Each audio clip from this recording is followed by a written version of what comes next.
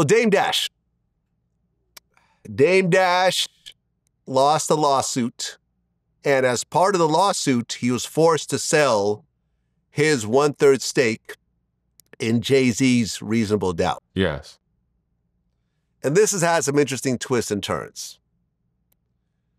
Because at one point, Jay-Z made an announcement that says that under the Section 203 of the Copyright Act, after 35 years, whoever created a piece of music will get it back. Mm-hmm. And it's been 30 years. Yes. So what he said was, because now this asset is going up to auction, and Jay-Z made an announcement that said that whoever buys it will only own it for 5 years. Right. Because at 35 years, the ownership will go back to Jay anyways. Right.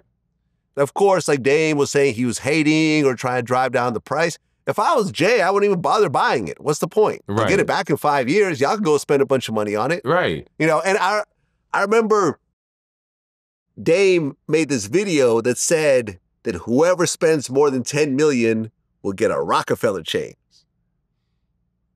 To me, that's the equivalent of buying a new car and them throwing in an air freshener.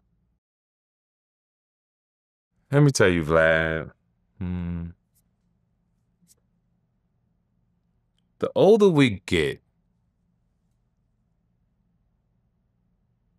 I don't know if people don't have common sense or they just do things just to be doing it. But social media has been such detrimental to a lot of hip hop artists. They have an avenue that they get on, and sometimes they talk so much that it starts looking crazy. Rick Ross talk about his pool, and he's so rich to me, and I respect him so much that I think when you get rich, you're supposed to be quiet and lay in the cut, and you out. And I don't have that kind of money, but I'm still in the south of France.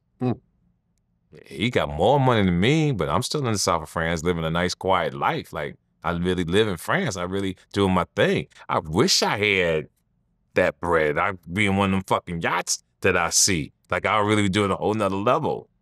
When I see Damon Dash, he's always been a very passionate man. I respect him. He's always given game. And then when you think about that 1/3 of Roc-A-Fella, Reasonable Doubt.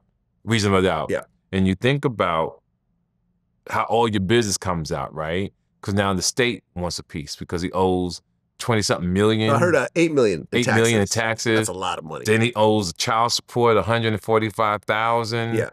And I just don't like when your business gets in the streets, right? And then you see him going back and forth with 50. You see his teeth falling out his mouth. Yeah, the teeth thing, that's what shook me up. I actually reposted the video and I said, Dame's dentures do the dash. You can use that in your show if you want. Dame's dentures do the dash. And that hurt me when I saw that. Here's the thing. He's only 53 years old. I'm 51. He's only 2 years older than me. I have all my teeth. He could talk about all he want with the gold or whatever. They don't take your teeth out. No. He actually said that he has, like, he actually pulled out his teeth. And I saw that. He has no teeth. Now, listen, I don't know. I remember I was on Drink Champs, right? And I remember they brought up his name. And I said, look, me and Dame have had some back and forth and so forth, but it's really not that serious. Yes. It's just internet, social media shit, whatever.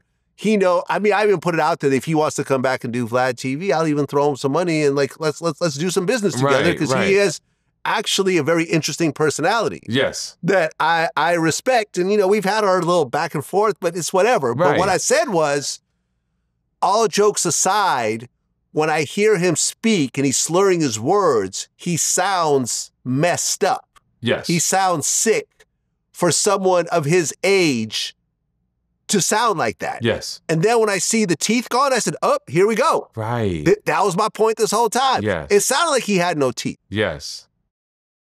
Listen, I don't know what really happened. They're saying he is diabetic or whatever else, but I know What's that got to do with your teeth? I don't know either. For me, whenever I've seen people missing their teeth to that extent, it's been drugs. Every single time. Yeah, or just got bad rotten teeth. But to see that actually come out, man. To lose, look, Whitney Houston was missing half her teeth when she died. I didn't know that. Yeah. There was an autopsy. Half her teeth were missing. Drugs. Cocaine, crack, whatever else.